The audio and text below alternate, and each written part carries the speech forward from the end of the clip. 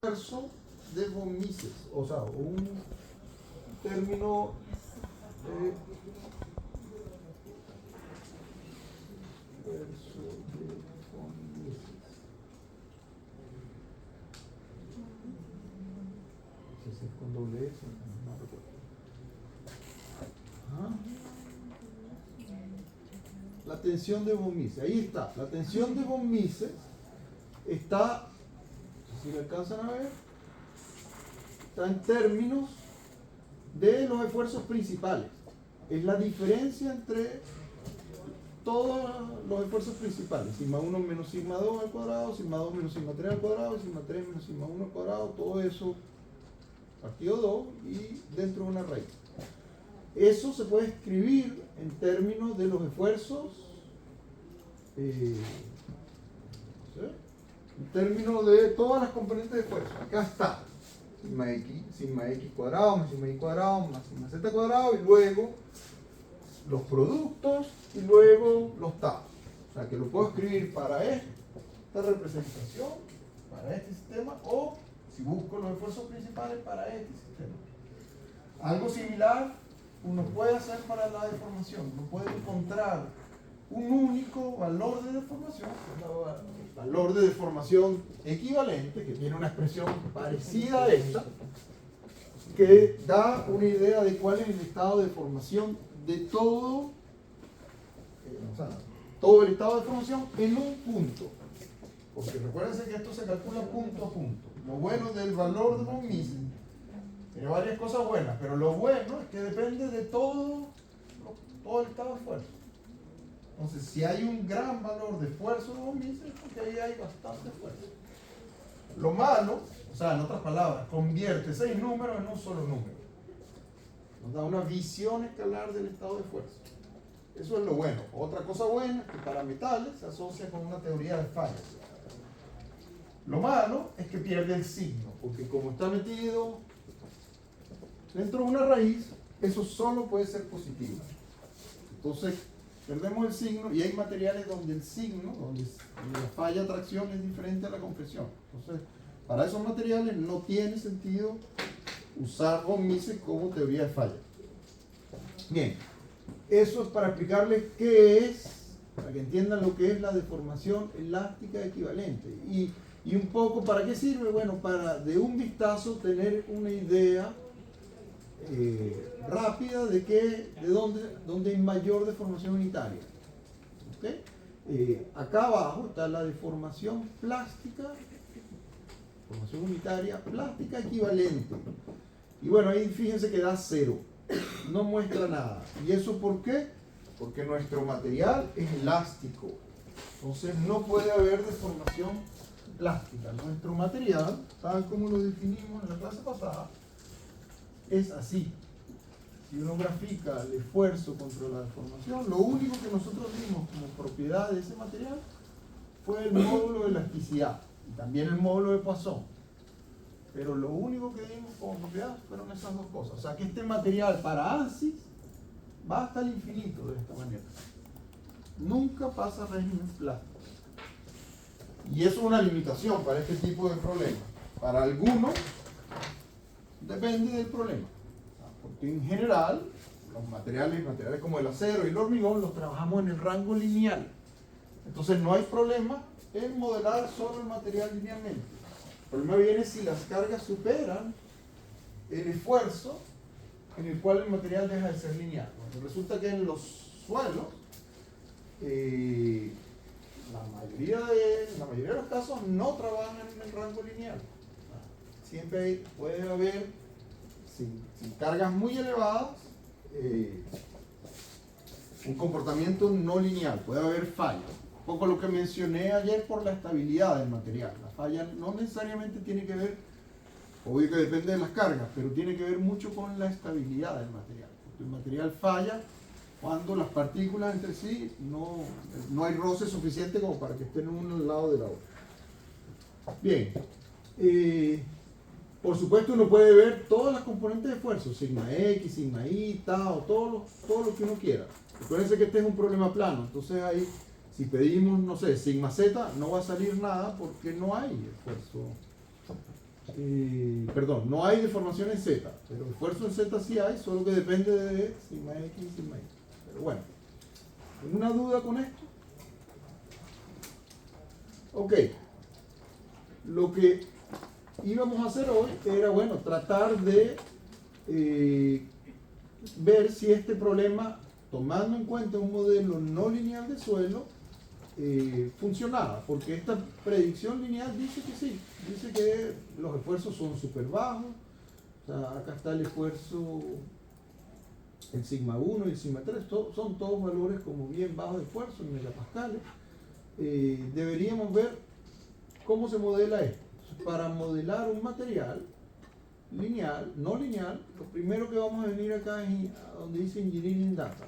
Hacen doble clic allí y vamos entonces a crear un nuevo material. Para crear ese material, bueno, voy a usar las mismas propiedades elásticas del otro, entonces me paro aquí donde dice suelo lineal y le digo que lo duplique. Y así ya me copié lo que era la densidad, que la habíamos cargado, y el módulo de elasticidad que habíamos puesto era 100 megapascales, y el módulo de Poisson. Bueno, este suelo, que él le puso como nombre suelo lineal 2, yo le voy a poner suelo no lineal. Le pueden poner el nombre, si quieren le dejan el suelo lineal 2. O sea, esto solo, digamos, para que se entienda.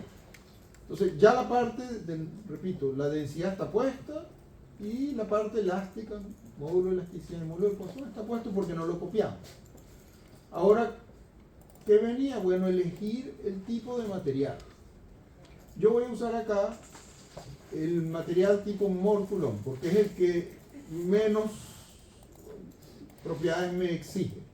Es una forma de modelar el suelo que exige pocas propiedades. Entonces, si vienen aquí donde dice geomecánica, acá en este menú, buscan ahí Morculon y hacen doble clic allí. ¿Ustedes conocen el modelo de Morculon? ¿Sí? ¿Alguien puede decirme en qué está basado el modelo de Morculon? En definir como una cuña de falla y hacer como su materia de fuerza y eso. Cohesión, ángulo de fricción. Con la cohesión y el ángulo de fricción. Acá hacemos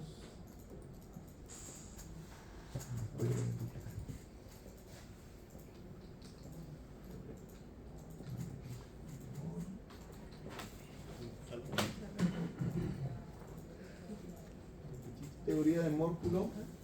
Ahí está. Bien, ahí sale el típico dibujo de la teoría de Morculon, que es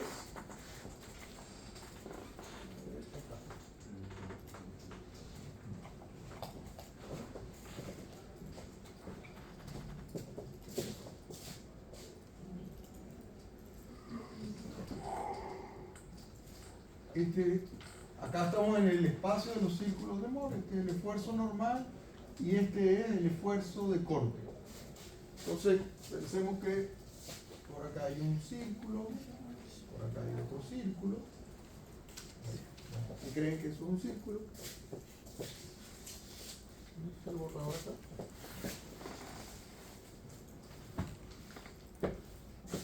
¿No está el borrador?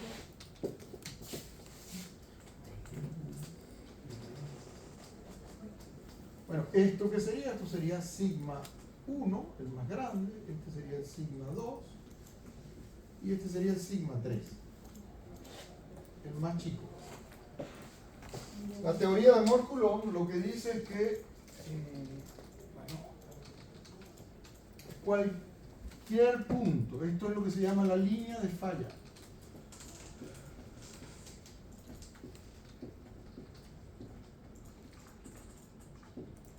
Entonces, cualquier punto que esté por ningún punto del sólido puede estar por encima de esta línea. Si está en esa línea, si está en la línea ya falló. Entonces nunca puede estar por encima de la línea. El estado de esfuerzo de cualquier punto del sólido tiene que estar por debajo de esta línea para que sea estable. Si llegó a la línea, si el esfuerzo normal y el esfuerzo Tau fueron suficientes como para que el punto cayera acá, entonces el punto está fallando. Ahí se produce una falla. Pasa como a plasticidad. Eso es digamos un poco lo que dice Moore-Coulomb, muy rápidamente. Resulta que este valor que está acá, de esfuerzo de corte, cuando no hay esfuerzo normal, eso es lo que se llama la cohesión. Y este ángulo, que está acá, sí es el ángulo de fricción interna. Y esas son básicamente las dos propiedades que requiere este modelo. El ángulo de fricción interna y la cohesión. Están allí. Eso es lo que pide ANSYS acá. ANSYS pide yield surface de superficie de falla, y entonces lo que vamos a definir es una superficie de falla. El suelo tiene estas propiedades elásticas. Lo que estamos definiendo es cómo falla, cuándo falla. Entonces, el primer valor es el ángulo interno de fricción. Aquí yo voy a elegir grados. Para todo lo que sea radiano yo voy a poner grados, porque poner ángulos en radianos es más complicado. Y no sé, vamos a poner 20 grados de ángulo interno de fricción. La cohesión, ahí dice inicial, y fíjense que dice ángulo inicial y por acá aparece ángulo residual. ¿A qué se refiere eso? Bueno, este modelo que está implementado en ANSYS es un poco más complejo que el modelo, digamos, más básico, que considera que cuando llegó a un punto como este, el suelo falla. ¿Qué es el ángulo de fricción residual? Bueno, que después de la falla, ese ángulo de fricción es como que cae, o la cohesión bajaría, podría permanecer constante, o podría degradarse un poco, cosa que ocurre en general en los suelos. Entonces, algunas veces, después de la falla, estoy hablando de casos de suelos reales, el ángulo de fricción, o digamos, uno podría representar que la falla sigue ocurriendo incluso para valores de esfuerzo más bajos, y eso se modela especificando un valor residual de cohesión y un valor residual de ángulo de fricción. Son más bajos que lo inicial. Si ponemos los mismos valores, lo que estamos diciendo sería el equivalente de decir que tenemos un comportamiento elastoplástico perfecto. Digamos.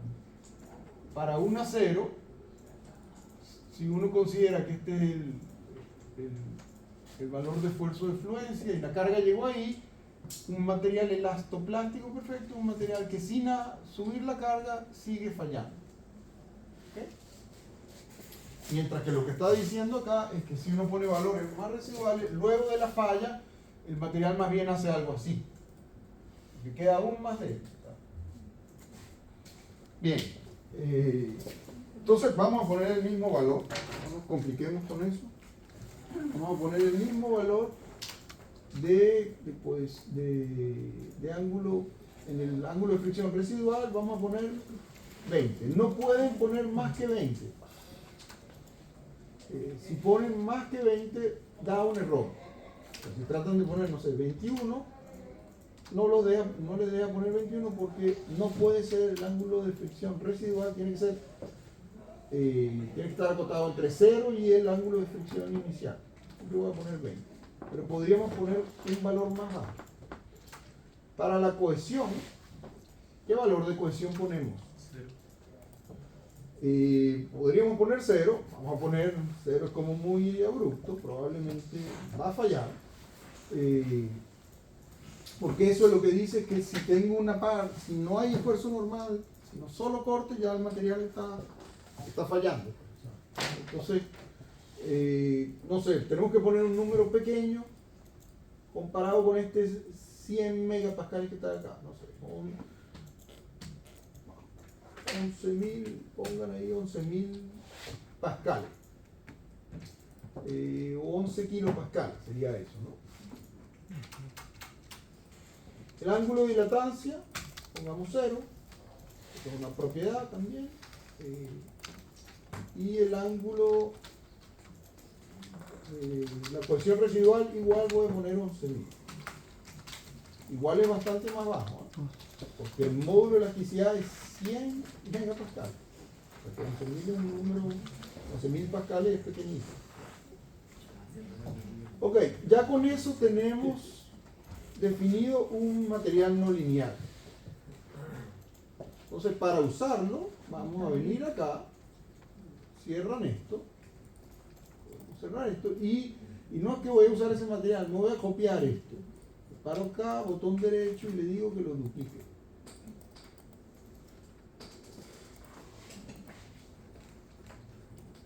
Esto lo pone ahí abajo. Yo lo voy a mover acá al lado por una suerte de top que tengo. ¿Es válido tener top? Yo tengo. ¿Cómo lo cambio? Y ahora si abren, este está duplicado, ¿no? Si abren esto, lo que quiero es tener dos ventanas abiertas simultáneamente, una donde está el modelo lineal y una donde está el modelo no lineal.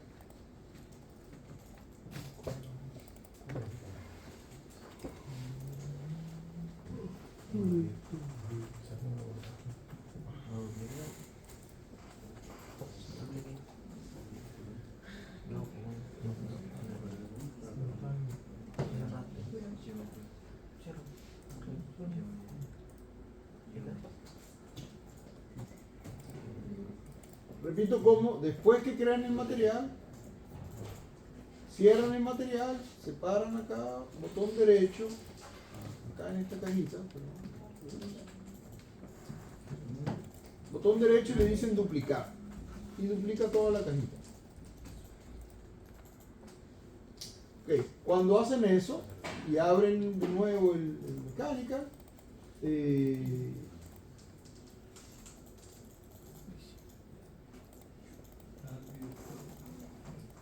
les va a poner dos ventanas. Fíjense que tengo una donde tengo ya el problema resuelto y otra donde no está resuelto porque es el que acabo de duplicar. ¿Okay?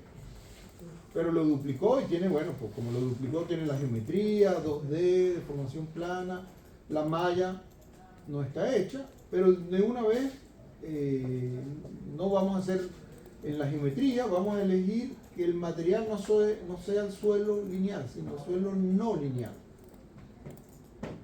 Con el suelo no lineal, entonces ahora vamos a hacer una malla con el suelo no lineal. Van a la malla y le dicen generar la malla.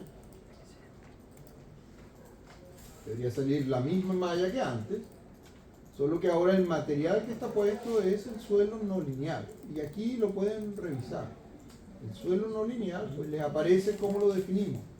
Tiene la parte elástica igual que antes, pero tiene las propiedades de Mohr-Coulomb que introdujimos. 20 grados de ángulo de fricción interna y 11 kilopascales de cohesión.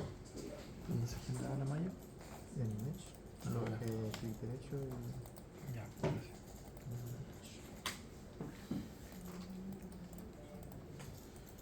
Bien, voy a pasar la lista aprovechando este momento.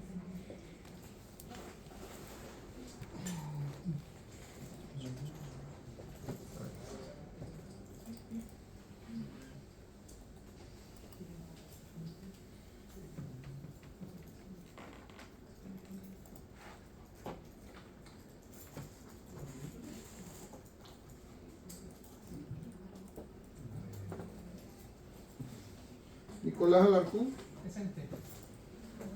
Consuelo Orellana. Presente. Fernando Arias. Presente. Felipe Benítez. presente. Krishna Campo. Presente. Jorge Castillo. Presente. Benjamín Cid. Presente, profe. Joaquín Durán. Carlos Escalón. Sergio Espinosa. Presente. Juan Espinosa. Martín Fernández. Presente. Julián Flores. Carla Hidalgo. Presente. Ignacio Jaime. Presente. Krishna Leal, Presente. Karen Martínez, Nelson Medina, Presente.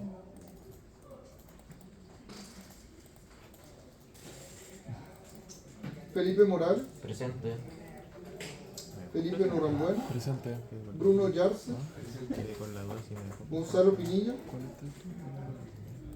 Benjamín Pinto, Marioli Río, Sí, es igual. Fernando Río Seco, Caterín Zagardía,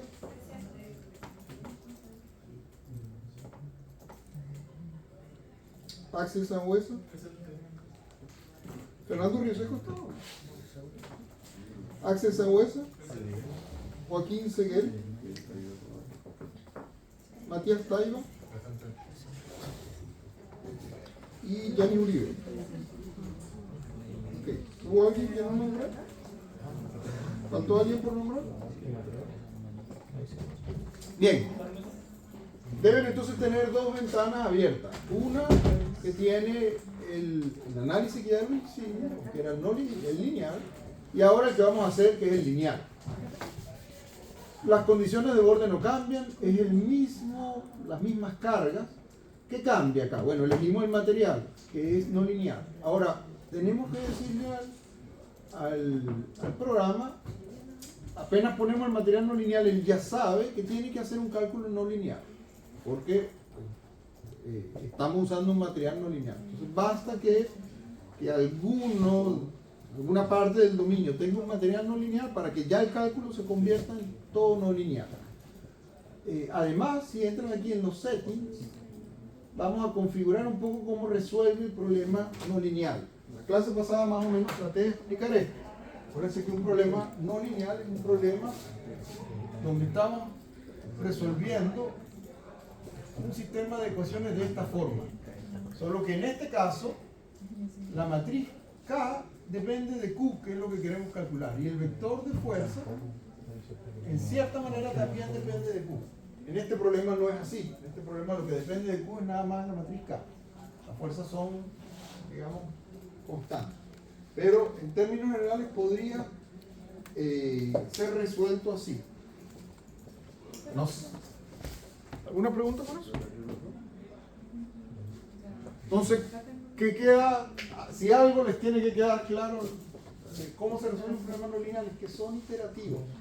Porque ¿cómo se hace eso? Bueno, hay varios métodos que se usan en general en Newton-Raphson, pero todos esos métodos parten por suponer un valor semilla, es decir, un valor para los desplazamientos. Puede ser 0, puede ser 1, algún valor. Y con ese valor entonces se calcula, se ve dónde está el material, se calculan las propiedades del material, se calcula la matriz de rigidez, se calcula el vector de fuerza y entonces se puede calcular de nuevo, resolver el sistema de ecuaciones para encontrar Q. Y lo que uno hace es verificar si este Q que se encontró era igual al que se supuso inicialmente. Si no es así, entonces uno utiliza ese nuevo Q para calcular K y volver a resolver esto, y lo hace iterativamente y tiene suerte, esto converge. ¿Okay? En general el método es un poco más complicado que esto, pero va así. Les recuerdo el método de Newton-Raphson para un problema escalar. O sea, cuando tengo una función f de x no lineal, ¿y qué significa no lineal? Bueno, que sea x cuadrado, x al cubo, coseno de x, seno de x, exponencial de x, logaritmo neperiano de x, o cualquier combinación de todas esas cosas, digamos, algo así. Pues ¿cómo funciona ese método? El método de Newton-Raphson parte de una semilla, un valor x0. Y ahí, este sería f de x0. Y ahí uno consigue, para x0, consigue la pendiente. Esto sería f' evaluado en x0. Y esa pendiente nos genera un punto. Y este punto es xy, el x1, digamos. Y entonces esto se repite. Si estoy aquí, entonces puedo calcular f1, y puedo calcular f en x1, y puedo calcular la derivada, y eso me va acercando a la raíz. Porque el punto que estamos buscando es este, la raíz. O sea, lo que queremos es que fx sea 0. Queremos resolver un problema de esta forma. ¿Cómo se hace eso acá? Bueno, se define una función, esa función en general se llama residuo de Q, y va a ser K por Q menos F. Donde estos son las fuerzas internas, y el residuo lo que trata es de anular, buscar la igualdad entre las fuerzas externas y las fuerzas internas. Este método escalarmente se escribe así, como que la nueva aproximación de la raíz va a ser el valor anterior de la raíz menos f en xy partido por la derivada xy. ¿Se acuerdan de eso más o menos? Así se resuelve. O sea, esto es Newton-Raphson para sistemas, para ecuaciones escalares. Para ecuaciones no escalares, porque esta es una ecuación vectorial, pues hay una versión de Newton-Raphson. Un poco más compleja, pero esencialmente es la misma cosa. Bien, total que la idea que quiero que se lleven es que esto es iterativo, tiene que ser iterativo. Entonces hay que decirle al programa cómo lo hace. Bueno, acá él lo puede hacer solo. Puede hacer solo sin que nosotros le digamos nada, trata de hacerlo y puede. Pero también nosotros podemos decirle cómo hacerlo. Entonces donde dice auto time stepping, elijan on. Si eligen on, o sea, encienden, que el programa elija automáticamente el paso, o sea, en cuanto, aquí habla de tiempo, que es un problema estático, pero lo que está hablando es de pasos de solución. Entonces me aparece ahí en cuántos pasos lo va a resolver. Por ejemplo, podemos decir que el máximo sea 1000. 1000 ahí, puede ser 2000, 5000, dependiendo de cómo es el problema. Uno puede poner un número ahí más grande o más chico. Podríamos poner 50 nada más. Hay que elegir el número de pasos iniciales y el número mínimo de pasos. El número mínimo de pasos es importante si uno quiere ver la solución. ¿De qué estoy hablando? Supongamos que nosotros estamos tratando de modelar un material que va a hacer esto. Va a pasar al rango plástico. O sea, va a hacer esto y va a llegar, no sé, acá. Pues podemos tratar de hacerlo en un solo paso y entonces va a partir de acá, y si lo logra hacer, nos va a dar los resultados ahí. Ahora, lo que pasó en la mitad no nos va a decir nada. Porque lo resolvió solo en un paso. Si el problema es muy no lineal, probablemente no lo logre resolver solo en un paso. Por eso se pone un número de pasos máximo. Lo que pasa es que el número mínimo es el número en el que él nos va a reportar la data. Si elegimos ahí un paso, pues él va inicialmente a tratar de resolverlo en un paso, y si no puede, va a usar más pasos, pero solo va a reportar la data en ese último paso. Entonces, si uno quiere ver lo que va ocurriendo, cómo se va moviendo esto a lo largo de la curva, pues tiene que elegir un número mínimo de pasos. Vamos a ponerle, solo que el mínimo número de pasos sea, no sé, 10, por decir algo. Y el número de paso inicial, pues si el mínimo número es 10, el número inicial no puede ser menor que 10, vamos a decirle 10 también.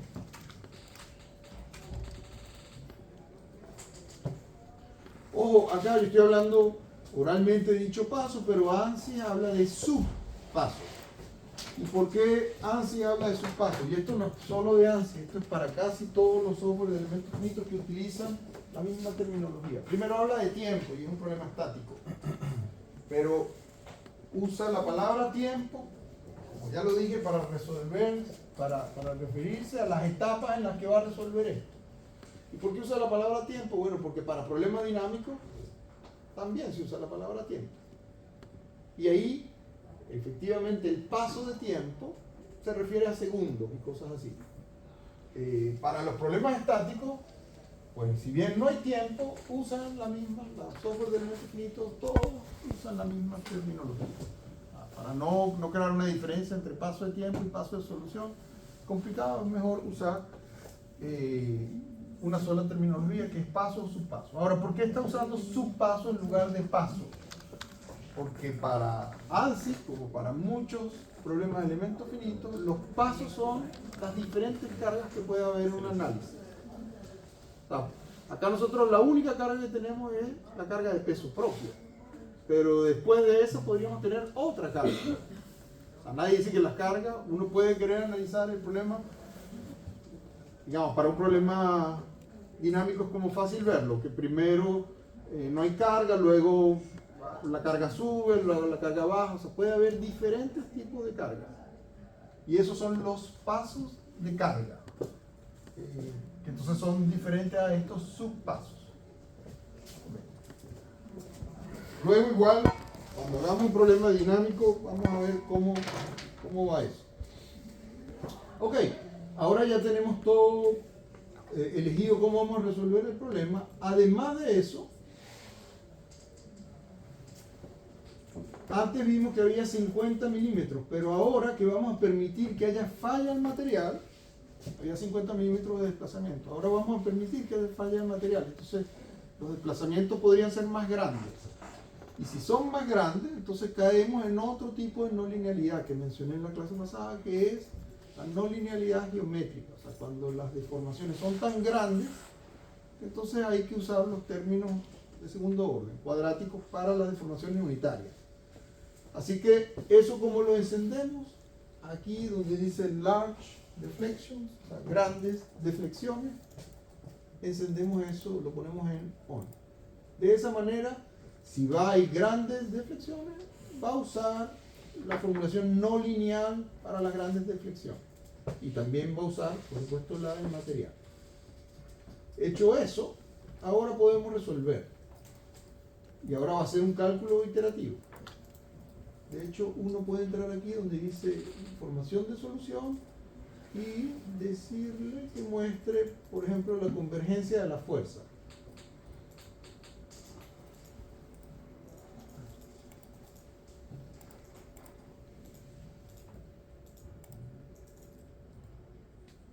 Y no me lo está mostrando. Me dice que no hay nada que mostrar todavía.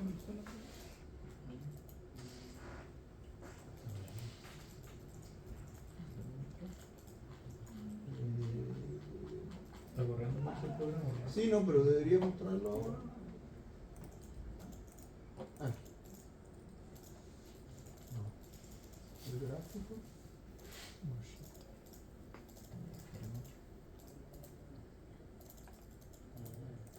A ver.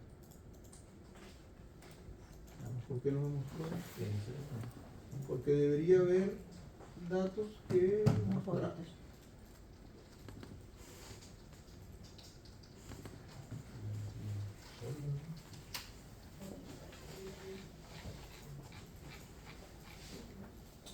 Es un cálculo no lineal. Acá si uno pone el output ve que está haciendo convergencia de la fuerza, está haciendo un cálculo no lineal, pero lo muestra gráficamente, no sé por qué no me lo está mostrando ahora. A ver. ¿Profe? Sí. ¿Y si le pone el solve, el de arriba? Arriba del tubo. ¿Acá? No, arriba en la... La barra de herramientas. Sí. ¿Acá arriba? Sí. Pero ya no resolvió el problema. Es que yo lo apreté y me dio un gráfico. Sí, o sea, pero ya yo lo resolví. Eso fue lo que hice, solo que no mostró aquí, no sé por qué. Y de verdad que no sé por qué. Porque lo... De hecho tengo dudas. No sé por qué, Tengo dudas. Si pero lo hice. Bueno, lo cierto es que lo resolvió. Fíjense ahora que los desplazamientos pues son un poco mayores. Los desplazamientos en I llegan hasta menos 76 milímetros. Antes, en el problema lineal, los desplazamientos en I eran menos 56 milímetros. O sea que hay 2 centímetros más de desplazamiento. Los esfuerzos pues siguen más o menos en el mismo valor. Igual cambia un poco la distribución de esfuerzo. Los esfuerzos, la deformación elástica,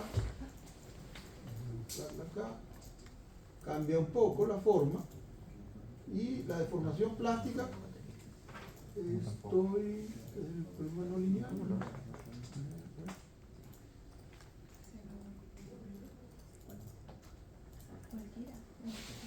Profe, ¿cómo se selecciona el material nuevo? Acá, para poner el material en la geometría, eliges suelo no lineal. donde dice asignación, elige suelo no lineal. Y ahora si ven la deformación plástica, le sale un dibujo como este. Fíjense que en el problema lineal no había deformación plástica. ¿Por qué? Bueno, porque no podía haber, porque el material era solamente elástico. Pero, si ponen deformación plástica equivalente, van a ver este dibujo donde el máximo está como por acá, o sea, cerca del talud. O sea que acá, fíjense que igual